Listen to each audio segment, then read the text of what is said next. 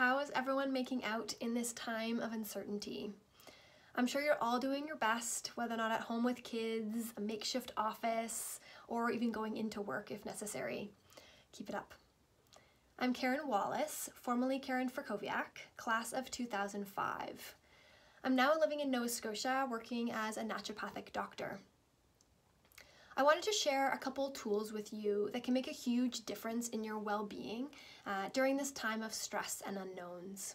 One is sleep and the other is routine. Our bodies love routine. When we eat, sleep, detox, digest. We definitely had a routine at TCS, waking up at a similar time in the morning for chapel and breakfast. We had study time in the evening and a curfew after that for us boarding students, whether or not we actually went to bed or not. This was actually really beneficial to us growing up, even though we didn't know it and may not have loved it.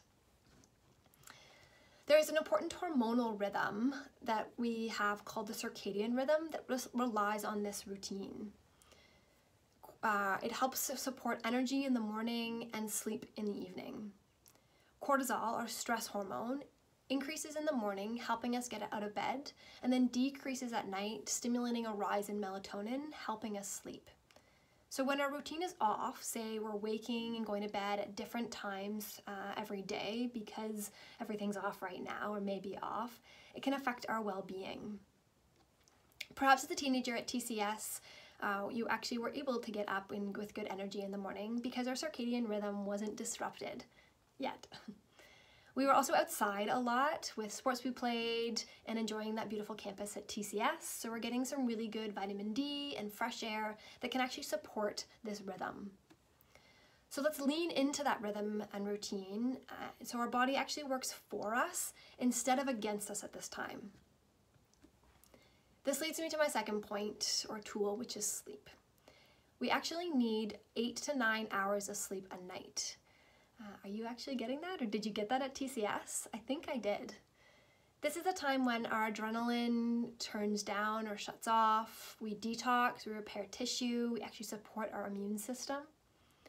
So if you're not actually getting very good sleep or you're struggling with sleep at this time, there are a few tools that you can use. One is to make a really good sleep environment.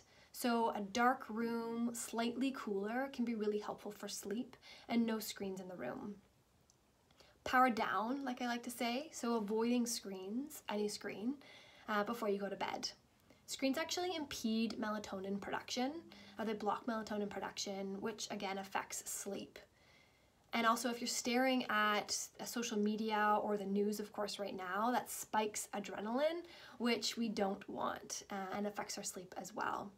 So do something more relaxing to the nervous system. Read a book, take a bath, a meditation, a yoga class, something that may resonate with you that will be helpful for supporting the nervous system.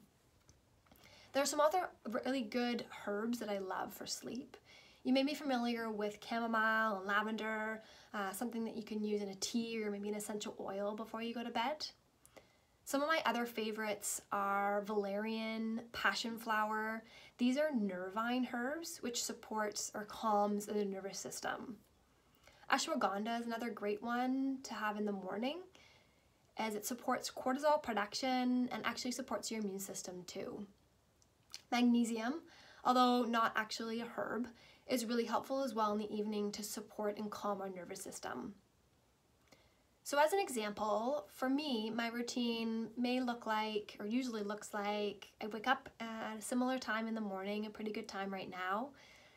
I drink some lemon water, I exercise with maybe a yoga app or workout app.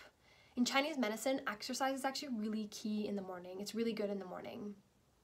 After that, I'll eat breakfast and get on with my day, seeing kind of patients virtually now instead of in the office, which is a little bit different. In the evening, I'll maybe have a sleepy tea, and then I'll definitely try and leave my phone outside of my bedroom and pick up a book. I don't usually get very many pages in before I fall asleep. So just an example of how a day routine can be really helpful for overall well-being. So lean into that routine again and rhythm and get to bed. Stay safe and enjoy this time with your family.